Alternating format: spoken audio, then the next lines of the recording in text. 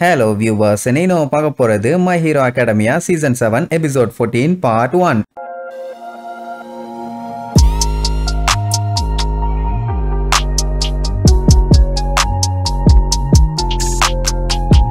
Open பண்ணா சோன்னு மழை பெய்யுது. அங்க ஒரு வீட்டை நோக்கி நார்மல் மக்கள்லாம் கண்ட மெனியை கல்லெடுத்து வீசி ஹெட்ரோமார்ப்ஸ் எல்லாம் இங்க இருக்க கூடாது, நீ பியூரான பிளட் இல்ல அப்படி இப்படின்னு கண்ணா பின்னான்னு விரட்டுறானுங்க. நீ எங்களை ஏமாத்திட்டேன்னு வேற சொல்லுவானுங்க. யார் எப்படி கிளப்பி விட்டானுங்கன்னு தெரியல. கட் பண்ணா ஸ்பின்னரோட மூஞ்சி கொடூரமா இருக்குது. ஒருவேளை இருக்குமோ. கொஞ்ச நேரத்துக்கு முன்னாடி காட்டுறாங்க. அதான் டாபியை வந்து கேப்சர் பண்ணிட்டாங்க அப்படிங்கிற மாதிரி சொன்னாங்கல்ல அந்த டைமுங்கும் போது. அப்போ சென்ட்ரல் ஹாஸ்பிட்டலுக்கு முன்னாடி பயங்கரமான கலவரம். அந்த ஸ்பின்னர் அவன் ஆளுங்க எல்லாத்தையுமே லீட் பண்ணி எப்படியாச்சும் அந்த குரோகிரி இருக்கானே அவனை காப்பாத்தி கொண்டு வரணும்னு சொல்லிட்டு வெறி கொண்டு அட்டாக் பண்ணிட்டு இருக்கானுங்க. ஆல்ஃபார் ஒன்னுக்கு இந்த மேட்டர் தெரிஞ்ச உடனே ஆளுங்க எல்லாத்தையும் அனுப்பி வச்சிருக்கான். அதுவும் ஸ்பின்னர் அவன் கூடவே ஒரு பேரானார்மல் லிபரேஷன் ஃப்ரண்ட் லீடரும் ஒருத்தன் வந்திருப்பான். மேட்டர் என்னன்னா இவங்க ஐடியாலஜிக்கு நார்மல் ஆளுங்க இருப்பாங்கல்ல, நார்மல் மக்கள் இல்ல, அதாவது குவிக்ஸ் பவர் கிடைச்சு நார்மல் லைஃப் லீட் பண்ணிட்டு இருக்கவங்க. அவங்கள பேசியே நல்லா குழப்பி விட்டு இப்ப இவங்க பக்கம் சண்டை போடுற மாதிரி பண்ணிட்டானுங்க. மொத்தம் 15,000 பேர் இருக்காங்க. அவனுங்க மட்டும் வந்திருந்தாலே தாங்காது, இதுல இவனுங்க வேற. எவ்வளவு கூட்டம், அந்த இடமே பத்திக்கிட்டு எரியுதுன்னா பாருங்களேன். செக்யூரிட்டி எல்லாம் ஆளுங்க அங்க ரொம்ப ரொம்ப கம்மியா இருக்காங்க. இத்தனை பேரெல்லாம் வந்து சண்டை போட்டா கண்டிப்பா தாக்கு பிடிக்க முடியாது. வந்து இடிச்சு தள்ளிக்கிட்டு எப்படியாச்சும் ஹாஸ்பிட்டல்ல இருக்க அந்த குரோகிரியை வெளியே கொண்டு வரணும்னு பயங்கரமா போராடிட்டு இருக்காங்க. எனக்கு தெரிஞ்சு ஒரு குத்துமதிப்பா சொல்றேன், அந்த இடத்தை பாத்துக்கிறதுக்கு அதிகபட்சம் 200 பேர் தான் இருக்காங்க. 200 பேர்த்தால எப்படி 15,000 பேர்த்த சமாளிக்க முடியும்? ஹீரோஸ் தான் குண்டக மண்டக குதிச்சு ஏதாச்சும் வேலையை பார்க்கணும். அந்த டைம் தான் மைக் என்ட்ரியை கொடுத்து அவரோட ஸ்டைல காட்டுத்தனமா கத்துவாரா. சரி, அந்த அட்டாக்ல ஒரு 100-200 பேர் பாதிக்கப்பட்டு அங்கேயே சுருண்டு விழுந்துருவாங்க. அப்படியே கொஞ்சம் கொஞ்சமா எல்லாத்தையும் காலி பண்ணி செக்யூர் பண்ணலான்னு பார்த்தா ஒருத்தி அந்த சவுண்டை டைவர்ட் பண்ணி விடுறா. இன்னொருத்தன் அதை அப்படியே பிளாக் பண்ணிடுறான். இன்னொருத்தன் ட்ரைடனை வச்சு அட்டாக் பண்ண வரான். இப்படி ஒரு ட்விஸ்ட மைக்கு எதிர்பார்க்கவே இல்லை. நல்ல வேலை கோடா அங்க இருந்தான். அவன் பேர்ட்ஸை வச்சு மைக்க காப்பாத்திட்டான். இப்ப இருக்க நிலைமைக்கு எல்லாருமே ஸ்பிளிட் பண்ணி போய் தான் சண்டை போட்டாகணும். ஏன்னா ஆளுங்க அத்தனை பேர் இருக்காங்க. அதுக்கப்புறம் முடிஞ்ச அளவுக்கு ஷூட் எல்லாம் பண்ணி தடுப்பாங்கன்னு வைங்க. பட் என்ன இருந்தாலும் இவங்களுக்கு இப்ப பேக்கப் தேவை. ஸ்குவாட் லீடர்ட்ட கேட்டா ஏண்டா இருந்தா கூப்பிட்டு வர மாட்டானா, ஏண்டா உசுர வாங்குறீங்கம்மா. இப்போதைக்கு இவங்களால பிளாக் மட்டும் தான் பண்ண முடியும், வேற ஒன்னும் பண்ண முடியாது. இதுல இன்னொரு காமெடி என்ன தெரியுமா, ஸ்பிளிட் ஆகி போய் சண்டை போட்டாதான் சண்டை போட முடியும்னு பண்ணாங்கல்ல, அதுவே அவங்களுக்கு அட்வான்டேஜாவும் போயிருச்சு. ஒவ்வொருத்தரையுமே 10-15 பேர் வந்து லாக் பண்ணிட்டானுங்க. எப்படி இவனுங்க இவ்வளவு ஆர்கனைஸ்டா வேலை பார்க்கறானுங்கன்னு தான் ஒன்னும் புரியல. அவங்களோட கண்ணுல பாத்தீங்கன்னா அப்படி ஒரு வெறி. மனுஷனா இருக்க உங்களுக்கெல்லாம் எங்களோட ஃபீலிங்ஸ் என்னன்னு புரியாதுடா,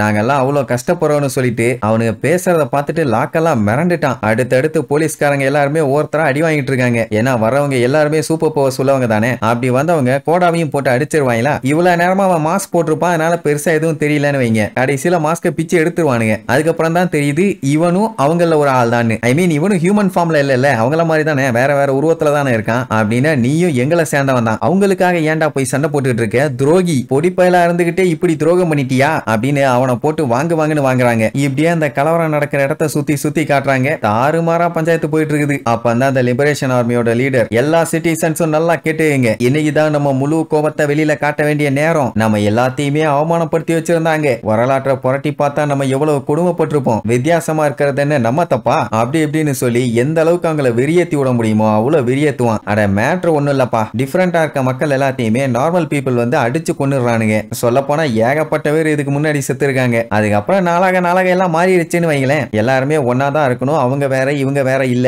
அப்படின்னு காட்டுறதுக்காக தான் நம்ம ஸ்கூலோட பிரின்சிபல் பாத்தீங்களா எப்படி இருக்காருன்னு. போலீஸ் அது இதுன்னு எல்லா இடத்துலயுமே அவங்களுமே வந்து கலந்துகிட்டாங்க. ஏன் சொல்ல போனா இப்ப எல்லாருமே ஒண்ணுக்குள்ள ஒன்னா மண்ணுக்குள்ள மண்ணா இருக்காங்க. ஆனா அது எல்லாமே நடிப்பு, எதுவுமே உண்மை இல்ல. சிட்டில பாத்தீங்கன்னா இந்த மாதிரி எல்லாம் பண்ணிட்டு இருக்காங்க. ஆனா அதை தாண்டி வந்தா அத்தனை பேர்த்துக்கும் போண்டி தான். வித்தியாசமா வினோதமா இருந்தாலே போதும், போட்டு பொழந்துருவானுங்க. சோ இப்படி பண்ணவங்களை நம்ம ஏன் மன்னிக்கணும்? நமக்குள்ள இருக்க அந்த கோபத்தை வெளியில கொண்டு வந்து அவங்க எல்லாத்தையுமே போட்டு பொழந்து கட்டிடலாம் அப்படின்னு சொல்லிதான் எல்லாத்தையுமே நல்லா பிரெயின் வாஷ் பண்ணிட்டு இருக்கான். இப்படி இது எல்லாத்தையுமே லீட் பண்ணி கொண்டு போறது ஸ்பின்னர். இவரு தான் நமக்காண்டி பேச போறாரு. இனிமேட்டு நீங்களாம் எங்க ஹீரோஸ் இல்ல, அவரு தான் எங்க ஹீரோ, எங்களை லீட் பண்ணி கொண்டு போறாரு, நாங்க தான் வின் பண்ண போறோம் அப்படி இப்படின்னு சொல்லி பயங்கரமா பில்டப் பண்ணுவான். அந்த ஸ்பின்னரை பாத்தீங்கன்னா ரொம்ப மோசமா மாறிட்டான். இப்ப அவனை பார்க்கும் போதே நல்லா தெரியுது அவன் மைண்ட் ஃபுல்லா இப்ப வெறி ஊத்தி போய் தான் இருக்குதுன்னு. அவனுக்கே அவன் என்ன பண்றான்னு புரியல. பட் அவங்க சொன்ன வேலையை தானே பண்ணிட்டு இருக்கான். அதனால அதை பெருசா கண்டுக்கிற மாதிரி இல்ல. இவன் பாத்தீங்கன்னா இந்த அளவுக்கு மோசமாலாம் முன்னாடி இல்ல. இவனுக்கு இந்த பவரை கொடுத்தது ஆல் ஃபார் ஒன். அதுக்கப்புறம் தான் பையன் இவ்வளவு பெரிய ஜென்டில்மேனா மாறிட்டான். சொல்ல போனா அவனுக்கு மைண்ட் பிளாங்கா இருக்குது. அங்க அவன் ஒரு சைடு கத்தி இவன் பின்னாடி போக சொல்லுவான். இங்க இவன்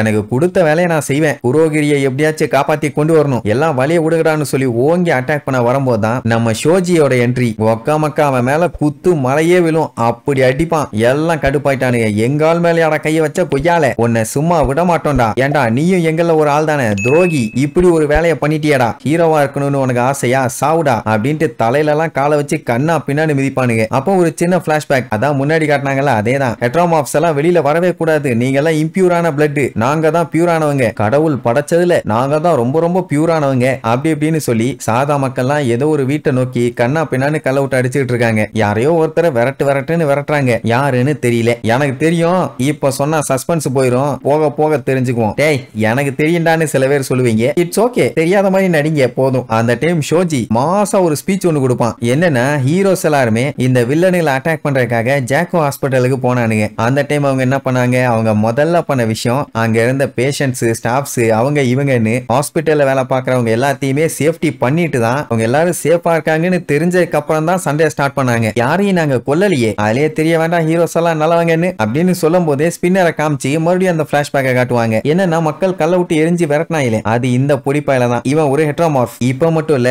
எத்தனை வருஷம் ஆனாலும் சரி, எத்தனை ஆண்டுகள் ஆனாலும் சரி, நாங்க உங்க யாரையுமே ஏத்துக்க மாட்டோம், நீங்க எல்லாம் இந்த பூமியில வாழ தகுதியே இல்லாத ஆளுங்க அப்படி இப்படின்னு ரொம்ப குடும்பப்படுத்தி இருப்பாங்க. அதுக்கப்புறம் தான் தெரியுது அந்த பையன் வேற யாரும் இல்லே, நம்ம ஷோஜி தான், வேற யாரும் இல்லை. மறுபடியும் இப்ப காட்டுறாங்க எல்லாத்தையும் பொழந்து கட்டுறான். உங்ககிட்ட ஏதாச்சும் பிளான் இருக்கா, எத்தனை பேர் இதனால காயப்படுவாங்கன்னு யோசிச்சீங்களா அப்படி இப்படின்னு இவன் பேசுறதை கேட்டுட்டு அங்க இருக்க வில்லப்பல்கெல்லாம் செம்மையா கடுப்பாவானுங்க. ஆமா, இவன் பாட்டுக்கு கூட்டத்தை தசை திருப்பி விட்டுட்டானா அப்புறம் அவனுக்கு போட்ட பிளான் எல்லாமே வீணா போயிருமே. இப்ப அவனோட ஒரே கேள்வி என்னன்னா, உங்ககிட்ட பிளான் இருக்கா, இருந்துச்சுன்னா ஓகே, அப்படி இல்லன்னா உங்க யாரையும் நான் மன்னிக்கவே மாட்டேன்மா. இவன் மன்னிக்கலன்னா மழை பெய்யாது பாத்தீங்களா, மிரட்டுறானா மிரட்டு. இதை கேட்டோன்னு ஸ்பின்னரே ஜர்க்காவான். ஆமா, நம்ம கிட்ட ஏதாச்சும் பிளான் இருக்கா, இல்லையே, யாரா இவன் ஒரு பொடி பைய இப்படி வந்து நின்னுட்டு இருக்கான், அதுவும் நம்ம இனத்தை சேர்ந்தவன் அப்படிங்கும் போது அவனோட முழு மூஞ்சியை காட்டுவாங்க. படு பயங்கரமா இருக்கும். உடனே அங்க இருக்கவங்க எல்லாருமே நம்ம ஸ்பின்னரை நோண்ட ஆரம்பிச்சிருவாங்க. உங்ககிட்ட பிளான் இருக்குன்னு சொன்னீங்களே, என்ன பிளான் இருக்குது, இதெல்லாம் ஏன் பண்றீங்க, இதெல்லாம் நடந்து முடிஞ்சதுக்கு அப்புறம் என்ன பண்ண போறீங்க அப்படி இப்படின்னு ஏகப்பட்ட கேள்விகள் இப்ப தான் கேட்கறாங்க. இப்படி கேள்வி மேல கேள்வி கேட்டோன்னு ஸ்பின்னருக்கே அப்படியே பைத்தியம் பிடிக்கிற மாதிரி ஆயிருச்சு. அவனே மூளை கலங்கி போய் வாயில வாட்டர் ஃபால்ஸை ஊத்திக்கிட்டு இருக்கான். அவங்கிட்ட போய் இவ்வளவு கேள்வி கேட்டா அடுத்த செகண்ட் அவன் சொன்ன வார்த்தை, எதுவா இருந்தா எனக்கு என்ன, மூடிட்டு பண்ணுகடாம்பா. உடனே அவன் எல்லாத்துக்கும் தூக்கி வாரி போடும், என்ன இப்படி சொல்றாருன்னு. ஆனா அந்த லிபரேஷன் ஃப்ரண்டோட லீடர் இருக்கானே, அவன் சும்மா இல்ல, அவனை மட்டும் முன்னாடியே பாழ்ந்து கட்டி இருந்தானுங்கன்னா எல்லாத்தையுமே டைவர்ட் பண்ணிருக்கலாம். அவன் மறுபடியும் பேசி எல்லாத்தையும் மண்டைய கழுவுவான். நம்ம ஒரு விஷயத்த பண்ணணும்னா சாக்ரிஃபைஸ் பண்ணி தான் ஆகணும், அதை அவாய்ட் பண்ண முடியாது அப்படி இப்படின்னு இவன் ஒரு சைடு சமாளிக்க ட்ரை பண்றான். அவனுக்கு புரியல ஸ்பின்னர் ஏன் திடீர்னு இப்படி பேசினான்னு. போங்க முன்னேறி போங்க, எல்லாருமே நம்மளை ஏமாத்தி குழப்பி விட பாப்பாங்க, அதெல்லாம் கண்டுக்கவே கூடாது, நம்ம குறிக்கோளை அடைஞ்சே தேரணும்னு மறுபடியும் எல்லாத்தையும் கிளப்பி விட்டுட்டான். அப்ப நம்ம ஷோஜி ஸ்பின்னரை கூப்பிட்டு, இங்க பாரு, இப்ப நீ பண்ற வேலையால மறுபடியும் நம்ம சொசைட்டி 30 வருஷத்துக்கு முன்னாடி போயிரும், இதனால நமக்கு தான் ஆபத்து, சொன்னா கேளு, நான் வாய மூறா, அதெல்லாம் எனக்கு தெரியும்னு சொல்லும் போது சரக்கு சரக்கு சரக்குன்னு அவன் பாடிக்குள்ள இருந்து என்னென்னமோ வெளியில வருது. வேற ஒண்ணும் இல்ல, பயபுள்ள அடுத்த உருவத்துக்கு மாறுறான். எல்லாம் அந்த ஆல்ஃபார் ஒன் பைய பார்த்து விட்ட வேலை. உன்னோட பாடி ரொம்பவும் பல்காகி உனக்கு ஏதாச்சும் தொல்லையா இருந்துச்சுன்னா